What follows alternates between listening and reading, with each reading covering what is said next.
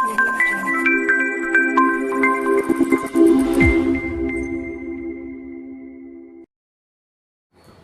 dear students, in chemistry क्या पढ़ रहे हैं हम? इनऑर्गेनिक केमिस्ट्री और इनऑर्गेनिक केमिस्ट्री में हम पढ़ रहे हैं F block element.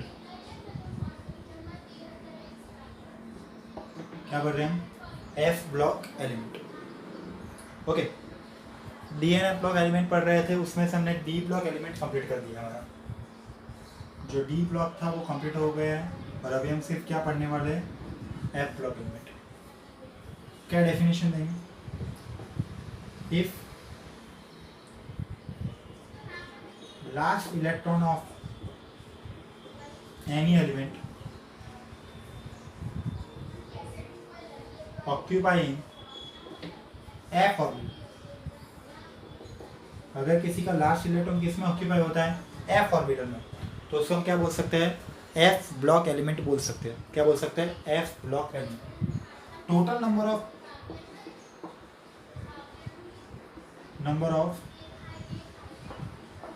F orbital वो कितने हैं? 7। Total number of possible F orbital is 7, so total number of electron possible in F orbital is 14। किसी भी एक ऑर्बिटल में कितने इलेक्ट्रॉन ऑक्यूपाई कर सकते हैं? 2। तो यहाँ पे अगर 7 ऑर्बिटल्स है तो हम कितने इलेक्ट्रॉन ऑक्यूपाई कर सकते हैं? 14। That's why total number of element is also 14। But हम कभी भी एस ब्लॉक को एज अ ग्रुप स्टडी नहीं करते हैं।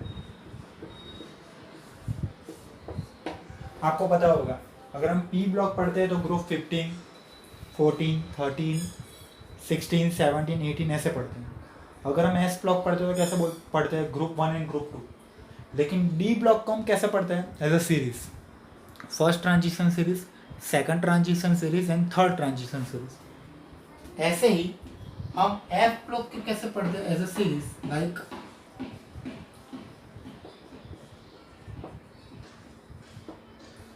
lengthenoid series and actinoid series. लेकिन अगर आपको एफ ब्लॉक का ग्रुप पूछा जाए कि वो कौन से ग्रुप में है, तो पे लिखना है 3, यानी कि 3B। क्या लिखना है? 3 यानी कि 3B। It is clear to you? Fine. अगर आपको पूछा जाए तो हम पूरा एफ ब्लॉक डी ब्लॉक के बीच में लिखते हैं। That's why f block element is also known as inner transition metal. It is also known as a inner transition metal. और नाम से पता चलता है सारे क्या होंगे? Metal element. सारे कैसे होंगे? Metal element. तो यहाँ पे आपको क्या पढ़ना है? एज अ सीरीज पढ़ना है, लेंथेनॉइड सीरीज और एक्टिनॉइड सीरीज। अगर इसकी नॉर्मल इलेक्ट्रॉनिक कॉन्फ़िगरेशन के बारे में बात की जाए तो n-2 f 0 to 14, n-1 b 0 और 1 और ns क्या होगा? 2। यह है। उसके मुताबिक आप बोल सकते हैं कि outer most 3 orbital are not completely fill. ns के अंदर 2 इलेक्ट्रॉन है, यानी कि जो पूरी ऑर्बिट है उसमें np, nd, nf अभी खाली है। n-1 d में 0 या 1 है, n-2 f में 0 to 14 है, यानी कि n-2, n-1 और n तीनों orbit, we are not talking about orbital, तीनों ऑर्बिट अभी कंप्लीटली फिल नहीं है। अगर आपको ऐसा पूछा जाए कि which of the following kind of element possess outer most 3 orbit as a empty orbital, not completely fill और not completely empty, then it is F block. उसमें बाहर की 3 ऑर्बिटल ऐसी है जो कंप्लीटली अभी तक फिल हुई नहीं है। ओके, पढ़ते हैं लेंथेनॉइड सीरीज।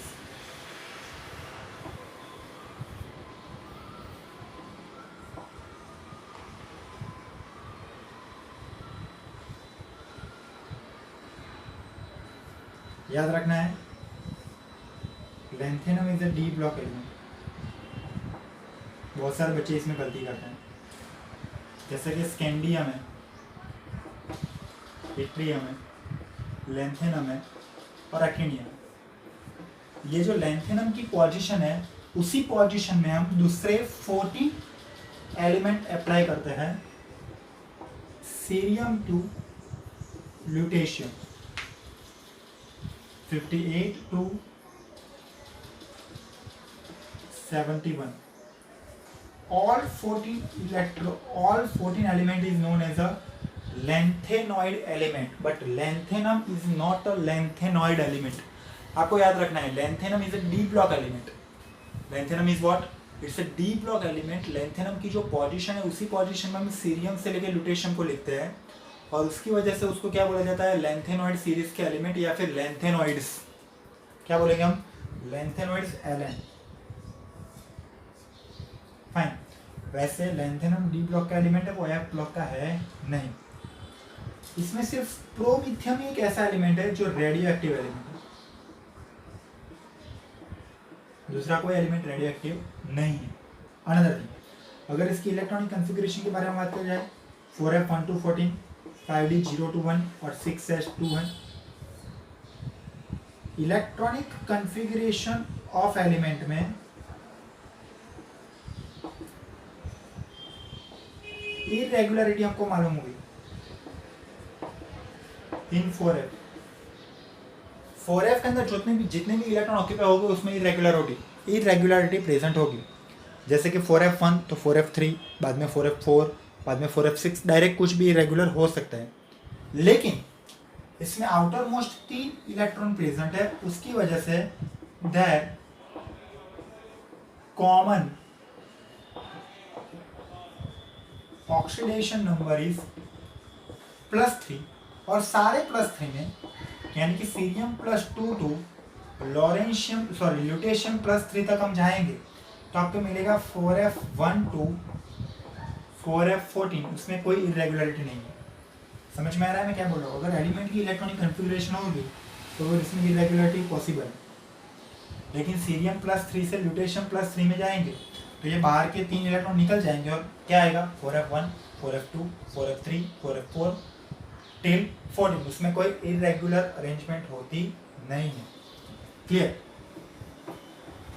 आगे सब कुछ जो पढ़े वही हमको यहाँ पे पढ़ना है, सारे बेसिक्स कॉमन इंफॉर्मेशन ही है। जैसे कि हम लैंथेनॉइड सीरीज के बारे में बात करें, उसमें अगर अनपेयर इलेक्ट्रॉन प्रेजेंट है तो आपको क्या शो करेगा? पैरामैग्नेटिक बिहेवियर शो करेगा और कलर भी शो करेगा। If all electron are paired फिर क्या होगा? डायमैग्नेटिक इन नेचर और कलर भी प्रेजेंट नहीं होगा। आपको पता है कि अगर उसको कलर दिखाना है, एफ ट्रांजिशन दिखाना है, जैसे कि डी ब्लॉक में क्या था डी ट्रांजिशन, ऐसे एफ ब्लॉक में अगर आपको ट्रांजिशन दिखाना है इलेक्ट्रॉन का, यानी कि अगर उसके ऊपर फोटोन डाला जाए या फिर एनर्जी अप्लाई की जाए तो इलेक्ट्रॉन कम एनर्जी वाली ऑर्बिटल में से ज़्यादा एनर्जी वाली ऑर्बिटल में जाएगा और उसकी वजह से आपको क्या दिखेगा? कलर। लेकिन उसके लिए क्या आना चाहिए? Unpaired electron. अगर सारे इलेक्ट्रॉन पेयर्ड है तो वो डायमैग्नेटिक इन नेचर होगा और कलर शो करेगा नहीं। अनदर थिंग, 4f1 n = 1 यानी कि एक अनपेयर्ड इलेक्ट्रॉन है। 4f13 1 2 3 4 5 6 7 8 9 10 11 12 13 यानी कि यहाँ पे भी n = 1, यानी कि 4f1 एंड 4f13 दोनों में n सेम है तो उसकी वजह से क्या सेम होगा? म्यू सेम होगा। वैसे 4f2 और 4f12, ये 4f2 और ये 4f10, इसमें भी अनपेयर्ड इलेक्ट्रॉन कितने हैं? 2 हैं। तो 4f2 एंड 4f12 इसमें भी म्यू सेम होगा, कलर भी अप्रोक्सीमेटली सेम होगा, क्योंकि नंबर ऑफ अनपेयर्ड इलेक्ट्रॉन कैसे है? सेम है। समझ में आ रहा है मैं क्या बोल रहा हूँ? अगर मैं 4f1 की इलेक्ट्रॉनिक कॉन्फ़िगरेशन लिखता हूँ तो वहां पे भी कितने अनपेयर्ड इलेक्ट्रॉन मिलते हैं मुझे? 1। अगर मैं 4f13 की इलेक्ट्रॉनिक कॉन्फ़िगरेशन लिखता हूँ तो वहां पे भी मुझे कितने अनपेयर्ड इलेक्ट्रॉन मिलता है? 1। तो दोनों में अगर अनपेयर इलेक्ट्रॉन सेम है, number of unpaired electron same है, यानी कि n सेम है, तो म्यू की वैल्यू यानी कि मैग्नेटिक मोमेंटम की वैल्यू कैसे आएगी? सेम। वैसे ही 4f2 और 4f12 उसमें भी मैग्नेटिक मोमेंटम की वैल्यू कैसे आएगी? सेम। क्लियर? जैसे कि मेरे पास है 4f3 and 4f11, 4f4 and 4f10, 4f5 and 4f9, 4f6 and 4f8। इस सब में भी n कैसा होगा? सेम होगा। n सेम होगा तो म्यू भी सेम होगा, कलर भी सेम होगा। क्लियर? और नॉर्मली आउटर मोस्ट ऑर्बिटल में क्या है? 5d 1 है, 6s2 है, उसकी वजह से उसका कॉमन ऑक्सीडेशन स्टेज +3, और वो +3 के मुताबिक डिफरेंट काइंड ऑफ कंपाउंड बनाते हैं। कैसे बनाते हैं वो हम देख सकते हैं।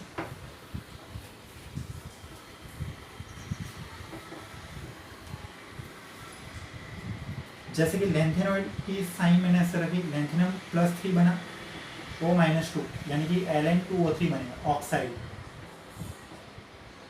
Ln2O3 मेटल ऑक्साइड है, उसकी वजह से कैसा होगा? बेसिक। अगर हाइड्रोक्साइड है तो क्या बनेगा? LnOH थ्राइस, मेटल हाइड्रोक्साइड है, उसकी वजह से वो भी क्या होगा? बेसिक। अगर सल्फाइड है तो क्या बनेगा? Ln2S3। अगर नाइट्राइड है तो फिर क्या बनेगा? Lanthanum nitride, lanthanoid nitride. Okay. अगर हैलाइड है तो क्या बनेगा? LnX2। अगर सल्फेट है तो क्या बनेगा? Ln2SO4 अगर कार्बाइड है ऐसा कुछ C-2 है तो फिर क्या बनेगा? Ln2C3, different kind of carbide. तो ये सारे फॉर्मूला पे बना सकते हो। ये बेसिक है। From cerium to lutetium size decreases and basic strength या फिर basicity also left to right क्या होगी? डिक्रीज होगी। सीरियम के हाइड्रोक्साइड से अगर मैं ल्यूटेशियम के हाइड्रोक्साइड की तरफ जाता हूँ, यानी कि COH थ्राइस की जगह मैं LuOH थ्राइस की तरफ जाता हूँ, तो लेफ्ट टू राइट उसकी बेसिक स्ट्रेंथ, हाइड्रोक्साइड की बेसिक स्ट्रेंथ या फिर ऑक्साइड की बेसिक स्ट्रेंथ कम होती जाती है या फिर डिक्रीज होती जाती है। फाइन। इन सभी में लेंथेनॉइड का एक बहुत ही अच्छा कैरेक्टर जो हमें पढ़ता है और वो है लेंथेनॉइड कॉन्ट्रैक्शन। क्या है?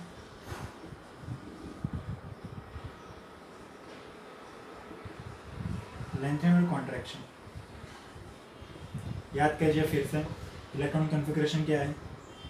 4f1 to 14,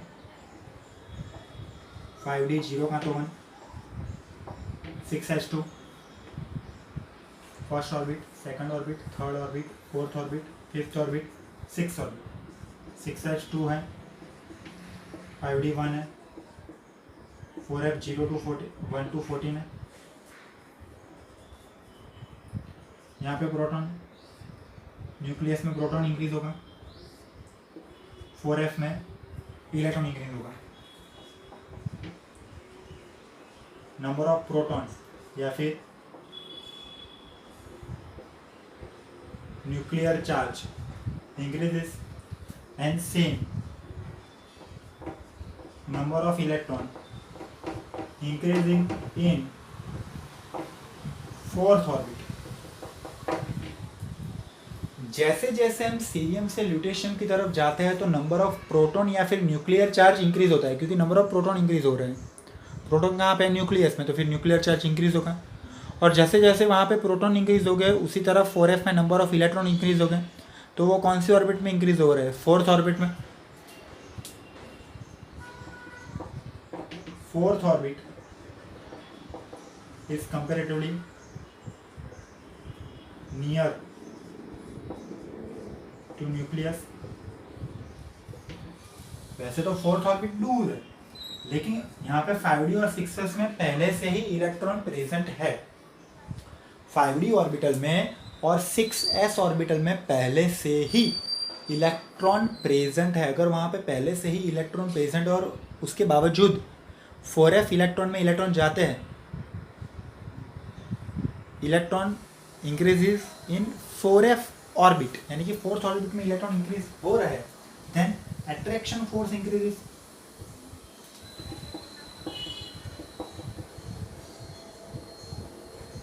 Attraction increases, size decreases, 4f comes to near to nucleus. But screening effect of 4f orbital is very low, weak screening effect. If they ask strength of screening effect,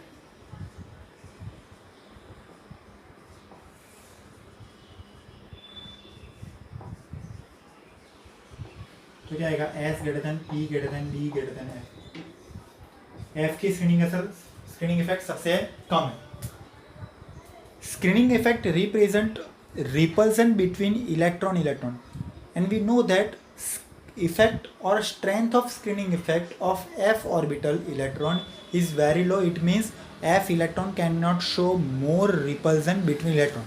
If 4f electron cannot show more repulsion between electron, then because of less screening effect, 5d orbit, 5th orbit and 6th orbit both comes near to nucleus. As we know, 4f electron cannot repulse 5d and 6s because their screening effect or strength of screening effect is very low. That's why as 4f orbit or 4f electron comes near to nucleus, same 5d electron and 6s electron also comes near to nucleus, and that's why left to right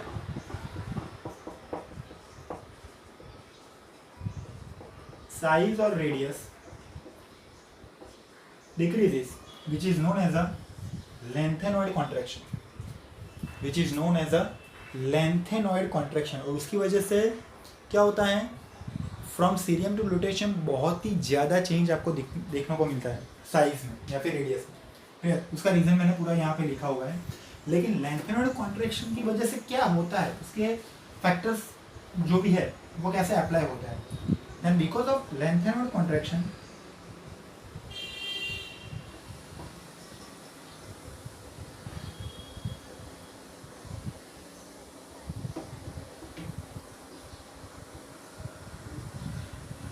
basic strength of hydroxide decreases from cerium to lutetium. Okay, another thing, अगर मैं radius के बारे में बात कर रहा हूँ और ट्रांजिशन सीरीज के बारे में बात कर रहा हूँ, तो फर्स्ट से ज़्यादा किसकी होनी चाहिए, सेकंड की, सेकंड से ज़्यादा किसकी होनी चाहिए, थर्ड की, लेकिन ये तो गलत है, हमने पढ़ लिया है। Because of lanthanoid contraction transition series में क्या होता है, फर्स्ट से सेकंड ज़्यादा है लेकिन सेकंड और थर्ड की एटॉमिक रेडियस अप्रोक्सीमेटली कैसी है, same, because of what, contraction, lanthanoid contraction. We have studied about this in a d block element, in what, d block element.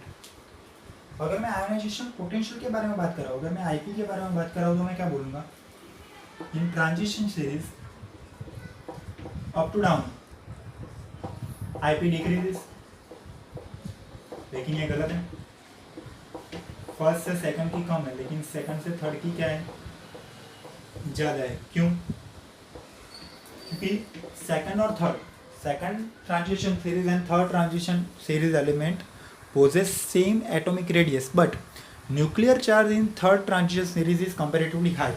और अगर न्यूक्लियर चार्ज ज़्यादा है तो अट्रैक्शन कैसा होगा, ज़्यादा होगा, और उसको इलेक्ट्रॉन रिलीज करने के लिए ज़्यादा एनर्जी देनी पड़ेगी।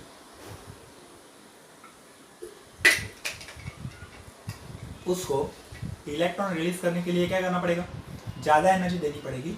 तो उसकी वजह से फर्स्ट से सेकंड की आईपी कम है लेकिन सेकंड से थर्ड की आईपी क्या होती है, ज़्यादा होती है। ये सारी इंफॉर्मेशन हमने डी ब्लॉक में पढ़ ली। Fine. If you're talking about electronegativity,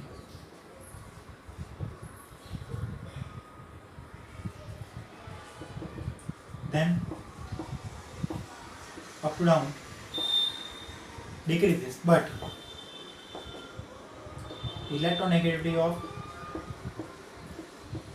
third transition series is comparatively high than second transition series. क्यों?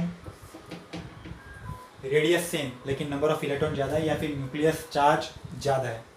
Okay, clear, fine.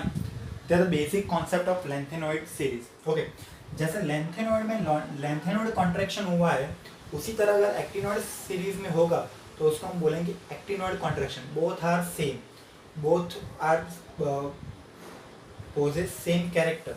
जैसे कि यहाँ पे क्या था 4f 5d 6s, वैसे वहाँ पे क्या है 5f 6d 7s. क्लियर. यहाँ पे हुआ लेंथेनॉइड कॉन्ट्रैक्शन, वहाँ पे होगा एक्टिनॉइड कॉन्ट्रैक्शन. यहाँ पे आपके पास जो गैडोलिनियम है एलिमेंट Gd, उसका यूज आप लोग with the help of magnetic property बहुत ही कम टेम्परेचर करने के लिए या फिर कूलिंग करने के लिए आपको यूज़ करते हैं. ओके, जैसे कि मैं सेरिक कंपाउंड की बात कर रहा हूँ CuO2, तो उसका यूज़ हम पिगमेंट की प्रोडक्शन में करते हैं. किसकी प्रोडक्शन में? पिगमेंट के प्रोडक्शन में. वैसे ही पायरोफोरिक मिश मेटल के अभी हम यूज़ करते हैं which is one kind of alloy. As well as हम अगर सीरियम के डिफरेंट कंपाउंड्स की बात करें तो उसके कंपाउंड्स का यूज़ हम वॉल्यूमेट्रिक एनालिसिस में भी करते हैं. किस में करते हैं? Volumetric analysis. Clear to you? Fine. Now we are going to study about actinoid series.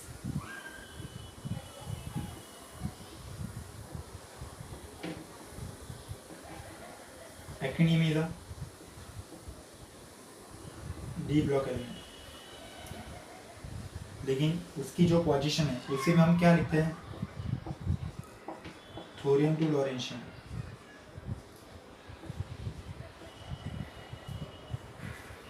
Okay, all are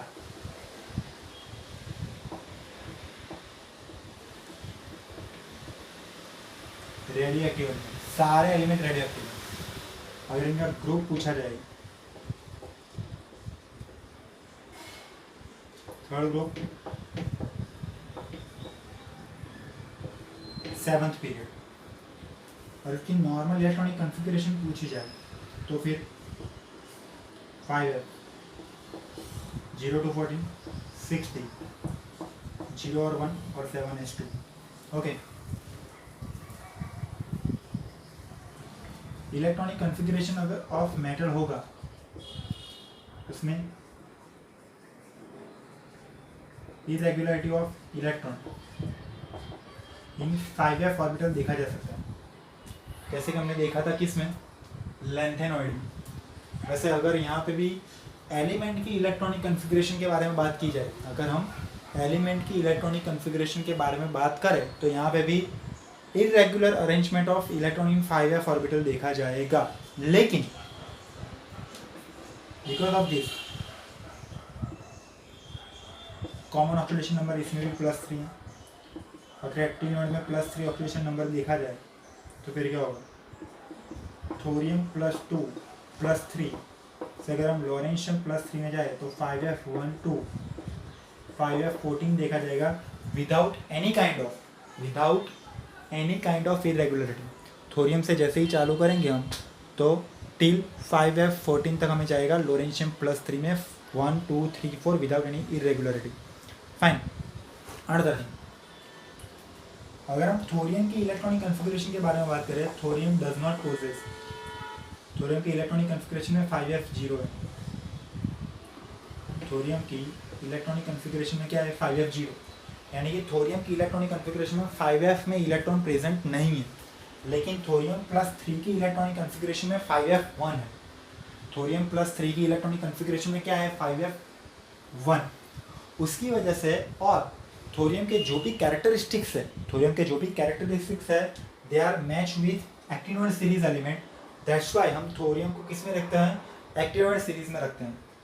okay, again in electronic configuration of thorium 5f0 is present. That's why there is not a single element present in the 5f orbital. But electronic configuration of thorium plus 3 possesses 5f1.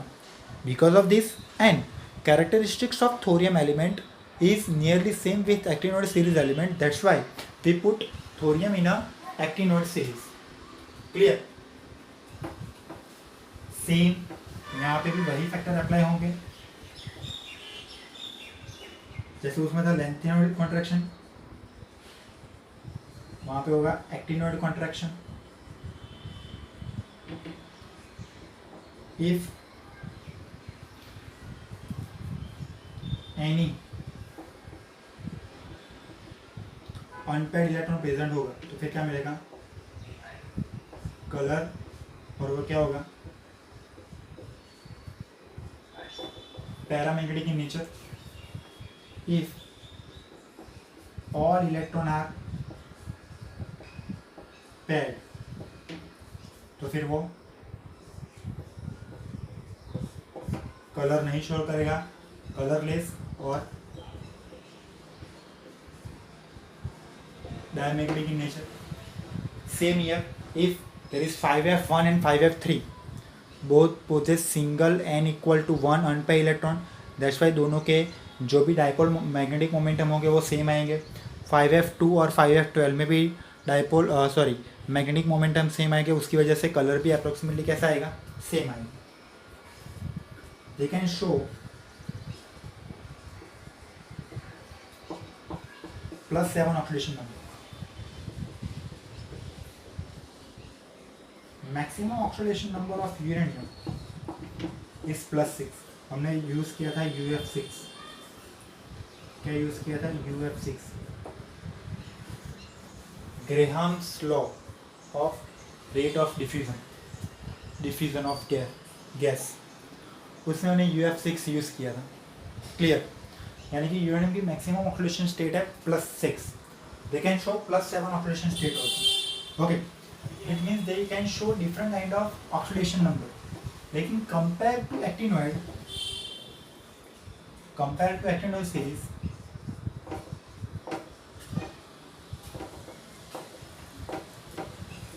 Lanthanoid series नीचे है तो up down क्या होगा, size increase हो जाती है। Size क्या हो जाती है, इंक्रीज हो जाती है। साइज इंक्रीज हो जाती है तो अट्रैक्शन क्या हो जाता है, डिक्रीज हो जाता है। अट्रैक्शन डिक्रीज हो जाता है, they can lose electron easily, और अगर वो इजीली इलेक्ट्रॉन लूज करेंगे तो उसकी आईपी क्या होगी, कम। सो अगर मैं आईपी की बात करूं, लेंथेनॉइड से एक्टिनॉइड की कम है। अगर मैं इलेक्ट्रोपॉजिटिविटी की बात करूं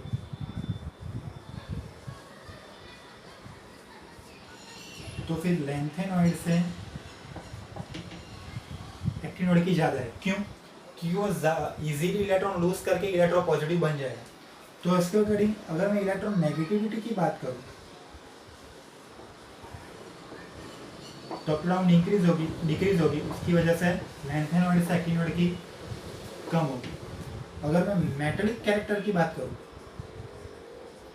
तो up down metallic character increase होता है, उसकी वजह से लेंथेनॉइड के कंपेयर में एक्टिनॉइड का मेटालिक कैरेक्टर क्या होगा, ज़्यादा होगा। और अगर मैं रिएक्टिविटी की बात करूं तो as we know, compare to lanthanoid, actinoid can lose electron easily, तो उसकी रिएक्टिविटी ज़्यादा होगी। और हमने देखा कि लेंथेनॉइड सीरीज में सिर्फ प्रोमिथियम ही एक ऐसा एलिमेंट है जो रेडियो एक्टिव है, लेकिन इसमें सारे एलिमेंट रेडियो एक्टिव है। उसकी वजह से लेंथेनॉइड के कंपेयर में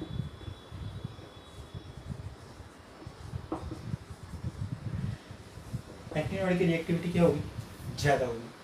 क्लियर?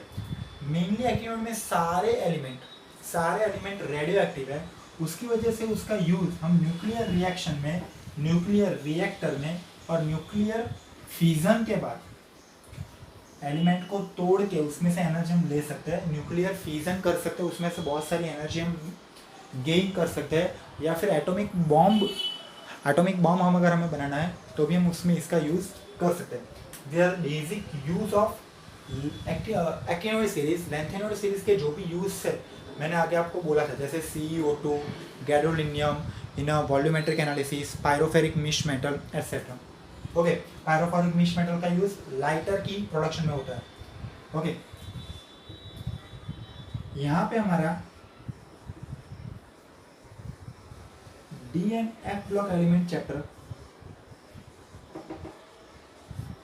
कंप्लीट होता है। आपको होमवर्क में क्या करना है,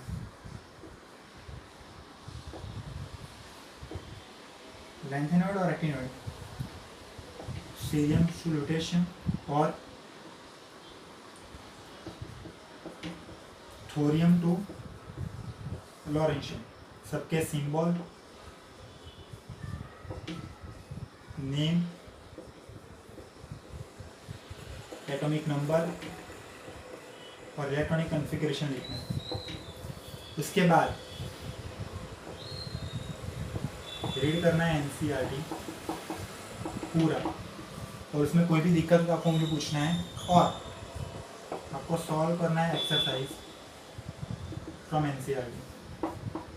clear? This are the homework for you. Clear? तो यहाँ पे हमारा डी और एफ ब्लॉक एलिमेंट चैप्टर खत्म होता है। ओके, अगर आपको कहीं पे भी दिक्कत हो तो आप मुझे पूछ सकते हो। क्लियर? ओके, आज के दिन यहाँ तक रखते हैं। Thank you so much.